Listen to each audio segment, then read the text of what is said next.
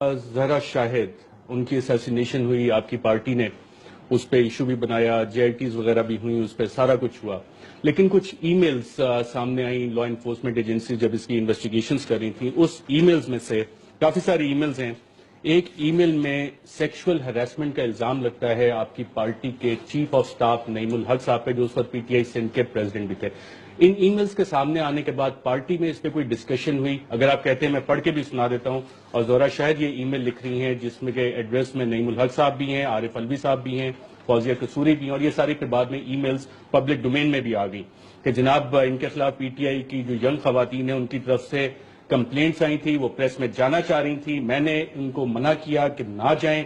Harassment کے خلاف. اور یہ میں نے نئی کی وجہ سے نہیں کیا، پاکستان تحریک انصاف کی وجہ سے کیا. پارٹی نے اس پہ کوئی بات کی، کوئی ایکشن لیا، کوئی نعیم الحق صاحب سے پوچھ گچھ ہوئی؟ دیکھیں، یہ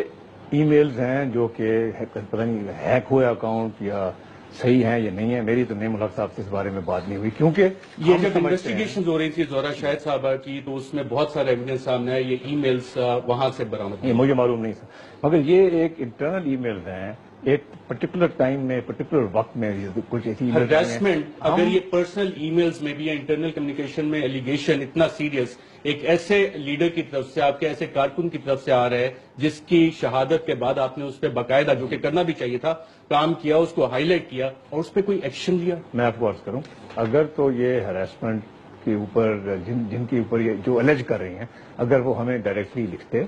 ہمیں آج لکھتے، میں سیکرٹری جنرل میرے پاس ایک کمپلینٹ آئے گا تو ہمارا ایک سسٹم ہے، ریڈریسل سسٹم ہے، اس میں ہم سسٹم میں ڈال دیتے، اس کی انویسٹیگیشن ہوتی اور جو بھی سچائی ہے وہ باہر نکل آتی. مگر مجھے کوئی اس طرح کی ای میل کسی نے نہیں لکھی،